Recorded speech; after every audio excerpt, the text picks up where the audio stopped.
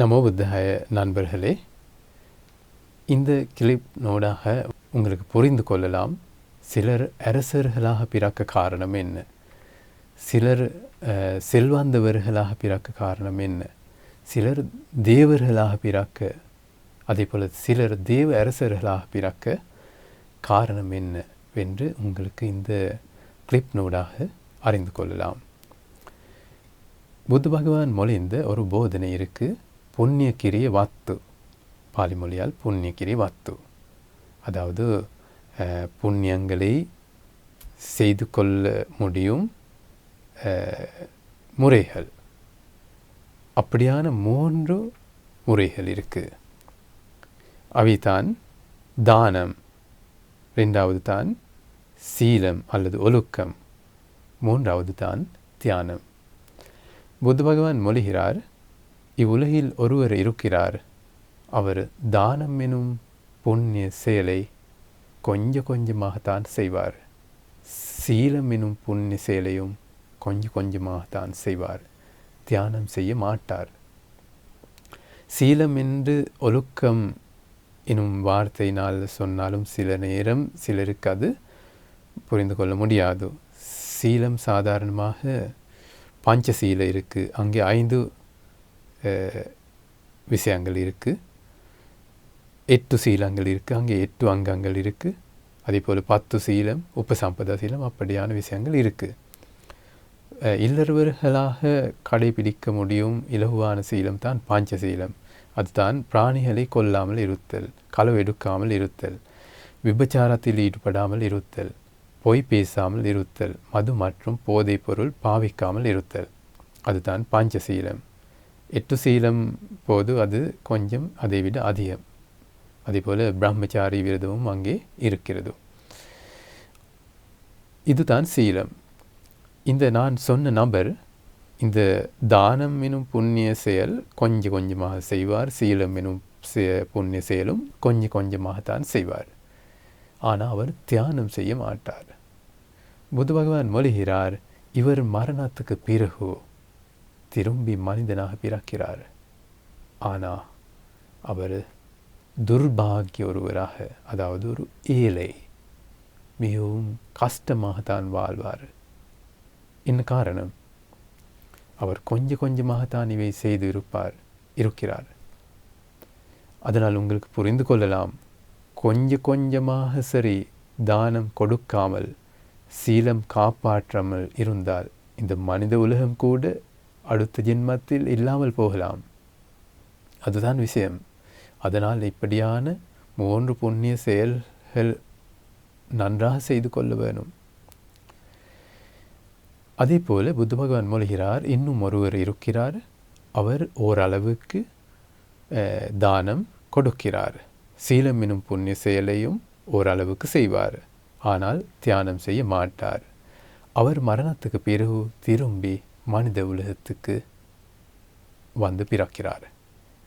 அவர் மனித உலகில் சௌபாகியமுள்ள அல்லது செல்வந்தவராக, சமூக அந்தஸ்து மிகுந்தவராக பிறக்கிறார். அவர்தான் உலகில், மனித உலகில் பெரியவர்கள், உயர்ந்தவர்கள். அதுக்கு காரணம் என்ன?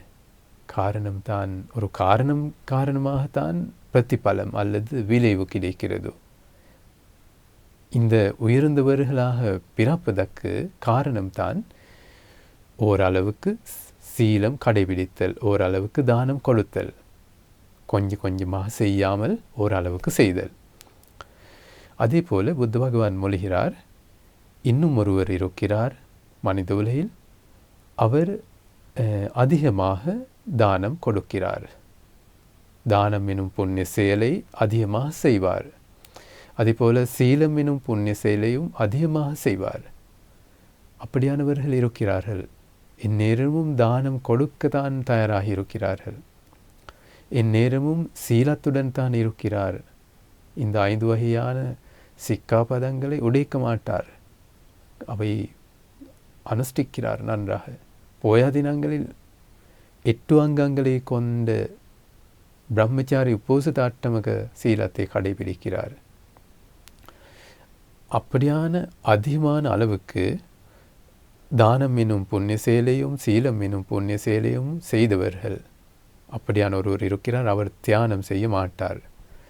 அவர் மரணத்துக்கு பிறகு சாதும் மகாராஜிக எனும் திவ்ய உலகில் ஒரு தேவராக பிறக்கிறார். ஒரு தேவர். ஆனால் புத்த பகவான் மொழிகிறார், 4 பெரிய அரசர்கள் அவரை விடவும் இன்னும் அதிகமாக தானம் எனும் புண்ணிய செயலையும் சீலம் எனும் புண்ணிய செயலையும் செய்து கொண்டு அந்த சாது மகாராஜிக திவ்ய உலகத்தில் ஏனைய தேவர்களை விட 10 விஷயங்களினால் உயர்ந்த நிலையில் இருக்கிறார்கள். சாது மகாராஜிக திவ்ய உலகம்தான் எங்களுக்கு சமீபமாக கிட்ட இருக்கும் திவ்ய உலகம். அங்கே 4 அரசர்கள் இருக்கிறார்கள். அதனால்தான் சாது மகாராஜிக உலகம் என்று அந்த பெயர் வரும். அவர்கள் புத்த பகவான் மொழிந்த அந்த விஷயத்துக்கு ஏற்ப அங்கே பிறக்கும் சாதாரண ஒரு தேவரும் நான் முதலில் சொன்ன 2 பேரை விட அதிகமாக தானம் கொடுத்திருக்கிறார், சீலம் அனுஷ்டித்து இருக்கிறார். ஆனால் தியானம் செய்யவில்லை. அவர் சாதாரண தேவராக பிறக்கும் போது 4 தேவ அரசர்கள் அங்கே தேவர் அரசர்களாக 4 தேவ அரசர்களாக பிறக்க காரணம்தான் சாதாரண தேவர்களை விட இன்னும் அதிகமாக அல்ல, இன்னும் அதிகமாக அவர்கள் தான புண்ணிய செயலையும் சீல புண்ணிய செயலையும் செய்து கொண்டு சாது மகாராஜிக திவ்ய உலகில் 10 விஷயங்களினால் ஏனைய தேவர்களை விட உயர்ந்த நிலையில் இருக்கிறார்கள். அந்த 10 விஷயங்கள் தான் திவ்ய ஆயுளினால், திவ்ய நிறத்தினால், திவ்ய சுகத்தினால், தேவ யசஸினால். யசஸ வந்து ஒருவர் இருக்கும்போது அவருக்கு அனைத்து விஷயங்களுக்கும் மக்கள் இருக்கிறார்கள். உதவி செய்ய, ஏனைய வேலைகளையும் செய்து கொடுக்க மக்கள் இருக்கிறார்கள். அப்படி இருக்கும்போது தான் இவர் பெரிய சமூக அந்தஸ்து இருக்கின்றவர். அந்த சூழலில் உள்ள அந்த அனைத்தும் தான் யசஸ. யசஸினாலும் அவர் மேலே இருக்கிறார். அதே போல ஆதிக்கத்தினால் மேலே இருக்கிறார். ஆதிக்கம் அவருக்கு கூட 4 அரசர்களுக்கு கூட ஏனைய தேவர்களை விட. என்ன காரணம்? ஏனைய தேவர்களை விட இன்னும் அதிகமாக புண்ணியம் செய்திருத்தல். அதே போல அடுத்த 5 விஷயங்கள் தான் திவ்ய உருவங்களினால், திவ்ய சத்தங்களினால். அதாவது இந்த 4 திவ்ய அரசர்களுக்கு திவ்ய உருவங்கள் மிகவும் அழகான, மிகவும் பெருமதியான உருவங்கள் ஏனைய தேவர்களை விட கிடைக்கிறது. அதே போல் சத்தங்களும் அப்படித்தான். இனிமையான இசைகள், குரல்கள், சத்தங்கள் அவர்களுக்கு இருக்குது. அதே போல் திவ்ய மனங்களினால், சென்ட் வகைகளான அப்படியான விஷயங்களினால் ஏனைய தேவர்களை விட இவர்களுக்கு கிடைக்கிறது. அதே போல் திவ்ய சுவைகளினால், மிகவும் சுவையான க்ஷுதா போஜனங்கள் எனும் உணவுகள் அவர்களுக்கு கிடைக்கிறது. அதே போல் திவ்ய ஸ்பரிசத்தினால், இந்த ஸ்பரிசம் இருக்குதானே, இவை ஏனைய தேவர்களை விட மிகவும் உயர்ந்த ஸ்பரிசங்கள் இவர்களுக்கு கிடைக்கிறது. இங்கே 10 விஷயங்கள். முதலில் 5 விஷயங்கள் நான் சொன்னேன், இப்போ 5 விஷயங்கள் சொன்னேன். இந்த 10 விஷயங்களினால் ஏனைய தேவர்களை விட 4 தேவ அரசர்கள் மேலே இருக்கிறார்கள். அதுக்கு எல்லாம் காரணம் ஏனைய தேவர்களை விட இவர்கள் இன்னும் அதிகமாக தானம் செய்து சீலம் அனுஷ்டித்து அந்த புண்ணியம் சேகரித்து கொண்டு இருந்ததன் காரணமாக தான் அப்படி கர்ம விளைவாக அப்படி கிடைத்து இருக்கிறது. அதே போல புத்த பகவான் மொழிகிறார், இந்த மனித உலகில் இன்னும் ஒருவர் இருக்கிறார். அவர் அதிகமாக தானம் கொடுக்கிறார், அதிகமாக சீலம் எனும் புண்ணிய செயலையும் செய்து கொள்வார். ஆனால் தியானம் செய்ய மாட்டார். அவர் மரணத்துக்கு பிறகு தாவத்தீன்ஸ் எனும் திவ்ய உலகத்தில் பிறக்கிறார். புத்த பகவான் மொழிகிறார், சக்ர தேவேந்திர, சக்கோ தேவானமிந்த பாலி மொழியால் சொன்னால் சக்ர தேவேந்திர. அவர் தாவதீச எனும் திவ்ய உலகத்தை கட்டுப்படுத்தும் தேவ அரசர். அவர் ஏனைய தேவர்களை விட இன்னும் அதிகமாக தானம் எனும் புண்ணிய செயலை செய்து இருக்கிறார். சீலம் எனும் புண்ணிய செயலையும் செய்து இருக்கிறார். அதன் காரணமாகத்தான் அவருக்கு ஏனைய தேவர்களை விட முதலில் சொன்னவாறு 10 விஷயங்கள் கிடைத்திருக்கிறது. ஏனைய தேவர்களை விட 10 விஷயங்களினால் அவர் உயர்ந்த நிலையில் இருக்கிறார். திவ்ய ஆயுளினால், திவ்ய சுகத்தினால், திவ்ய நிறத்தினால், திவ்ய யசசினால், திவ்ய ஆதிக்கத்தினால், திவ்ய உருவங்களினால், திவ்ய சத்தங்களினால், திவ்ய மனங்களினால், திவ்ய சுவைகளினால், திவ்ய ஸ்பர்சங்களினால் ஏனைய தேவர்களை விட மேலே இருக்கிறார். இந்த ஏனைய தேவர்கள் அனைவரும் இந்த சக்ர தேவேந்திரனுக்கு கௌரவம் அளிப்பார்கள், வணங்குவார்கள். அதே போல புத்த பகவான் மொழிகிறார், மனித உலகில் இன்னும் ஒருவர் இருக்கிறார். அவர் தானம் எனும் புண்ணிய செயலையும் சீலம் எனும் புண்ணிய செயலையும் அதிகமாக செய்து கொள்வார். தியானம் செய்ய மாட்டார். அவரும் மரணத்துக்கு பிறகு அவர் பிறக்கிறார் யாம் எனும் திவ்ய உலகத்தில். அங்கே சுயாம என்னும் தேவ அரசன் தான் திவ்ய உலகத்தை கட்டுப்படுத்தும் அரசன். அவர் ஏனைய தேவர்களை விட இன்னும் அதிகமாக தானம் சீலம் எனும் புண்ணிய செயல்களை செய்து கொண்டிருக்கிறார். ஆனால் தியானம் செய்யவில்லை. அதேபோல புத்த பகவான் மொழிகிறார், இன்னும் ஒருவர் அப்படியான அதிகமாக புண்ணியம் செய்து கொண்டிருந்து, அதாவது அதிகமாக தானம் கொடுத்து அதிகமாக சீலம் அனுஷ்டித்து இருக்கும் இன்னும் ஒருவர் துசித்த எனும் திவ்ய உலகில் பிறக்கிறார். அங்கே கட்டுப்படுத்தும் அரசன் தான் சந்துசித்த தேவரசன். எங்களுடைய புத்த பகவானும் தச பாரமி தர்மங்கள் இல்லாவிட்டால் 10 வகையான பாரமி தர்மங்களை பூர்த்தி செய்து கொண்டு சம்புத்த நிலை அடைவதற்கு காலம் பார்த்து கொண்டு இருக்கும் போது இந்த துசித்தெனும் திவ்ய உலகத்தில் சந்துசித்தெனும் தேவ அரசனாகத்தான் இருந்தார். அந்த திவ்ய உலகத்தை கட்டுப்படுத்தி கொண்டு தான் இருந்தார். மிகவும் உயர்ந்தவர். பிறகு சம்புத்த நிலை அடைவதற்காக காலம் மனித உலகில் சூழலும் காலமும் சரி வந்த பிறகு ஏனைய தேவர்கள் பிரம்மாக்கள் வந்து இந்த சந்துசித்த தேவ அரசனிடம் அழைப்பு கூறினார். காலோ யாந்தே மகாவீர உப்பாஜ்ய மாது குச்சியா சதேவகன் தாரயந்தோ புஜ்ஜசு அமுதம் பதம். மகாவீரனே, இதுதான் காலம். மனித உலகத்துக்கு சென்று தாய் வயிற்றில் பிறவுங்க.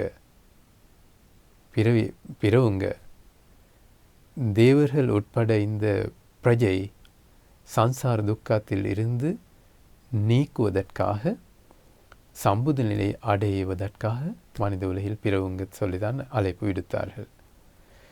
அப்போது தான் அவர் அந்த காலத்தை, தாய், அதே போல தேசம், அப்படியான 5 விஷயங்களை பார்த்து மனித உலகத்துக்கு பிறப்பதற்கு வந்தார்.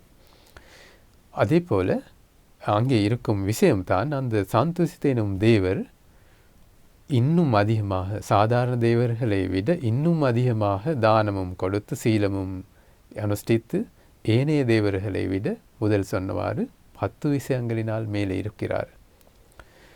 அதே போல இன்னும் ஒருவர் அப்படியான அதிகமாக செய்தவர் ஒருவர் நிம்மான ரத்தி தேவி உலகத்தில் பிறக்கிறார். அங்கே கட்டுப்படுத்தும் தேவ அரசன் தான் சுனிமித்த தேவ அரசன், சுனிமித்த தேவபுத்திரன். அவர் நிம்மான ரத்தியில் இருக்கும் ஏனைய தேவர்களை விடவும் இன்னும் அதிகமாக தானம் கொடுத்து சீலம் அனுஷ்டித்து அந்த புண்ணியத்தால் அந்த உலகத்தில் 10 விஷயங்களினால் ஏனைய தேவர்களை விட மேலே உயர்ந்த நிலையில் இருக்கிறார். அதே போல பரநிமித்த வாசவாத்தி எனும் தெய்வ உலகத்தில் அப்படியான அதிகமாக செய்து கொண்டவர் ஒருவர் பிறக்கிறார். அங்கே கட்டுப்படுத்தும் தெய்வ அரசன் தான் வாசவாத்தி தெய்வ அரசன். அவர் ஏனைய தேவர்களை விடவும் இன்னும் அதிகமாக தானம் கொடுத்து சீலம் அனுஷ்டித்து தான் அங்கே அந்த புண்ணியத்தினூடாக தான் அங்கே பிறந்து 10 விஷயங்களினால் ஏனைய தேவர்களை விட மேலே உயர்ந்த நிலையில் இருக்கிறார்.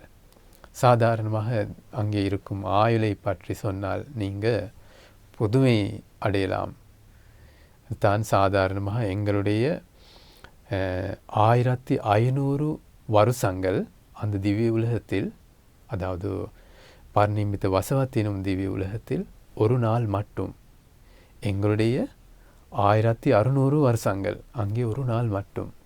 அப்படியான நாட்களினால் 30 நாட்கள் அங்கே ஒரு மாதம். அப்படியான மாதங்களினால் 12 மாதங்கள் அங்கே ஒரு வருஷம். அப்படியான வருஷங்களினால் 16,000 வருஷங்கள் அங்கே நீண்ட ஆயுள். பாருங்க, எங்களுடைய வருஷங்களினால் இதை கணக்கெடுத்து பார்த்தால் மில்லியன்களினால் சொல்ல வேணும்.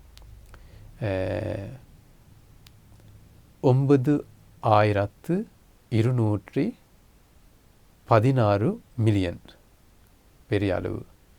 அதனால் இப்படியான நீண்ட ஆயுள் இருக்கிறது. புத்த பகவான் மகா பரிநிப்பானம் அடைந்து இப்போது 25 நூற்றாண்டு தான் கடந்து இருக்கிறது. அந்த தெய்வ உலகத்தில் புத்த பகவான் கிட்ட தர்மத்தில் ஈடுபட்டு அந்த புண்ணியத்தினூடாக, இல்லாவிட்டால் புத்த பகவானுடைய இல்லற சீடராக தர்மத்தை பின்பற்றி இப்படி செய்து கொண்டு அந்த உலகத்தில் யார் சரி அந்த காலத்தில் பிறந்திருந்தார், அவருடைய வயது இப்போது என்ன? எத்தனை வயது? அவருடைய வயது 2 நாட்கள் கூட முழுமையாக கடந்து இருக்காது இப்போது. என்ன காரணம்?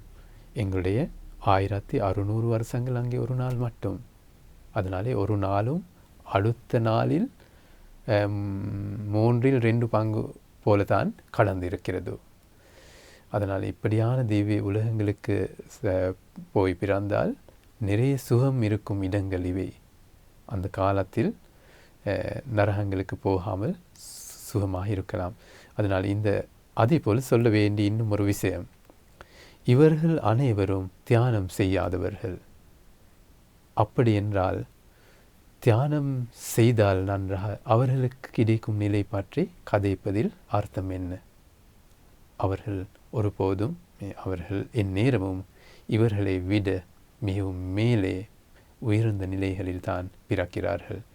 அப்படியான செய்ய மிகவும் நல்ல ஒரு தியானம் தான் மித்தா தியானம் அல்லது அன்பு தியானம், மைத்ரி தியானம் என்றும் சிலர் சொல்கிறார்கள். இலங்கையில் அப்படித்தான் சொல்கிறார்கள்.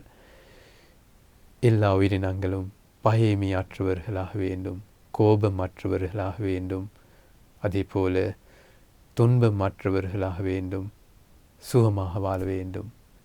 இந்த தியானம் இப்படித்தான் சிந்திக்க வேணும். சிந்தித்து சிந்தித்து செய்தும் தியானம். இதுதான் பெரிய புண்ணியம் ஈட்டும் தியானம்.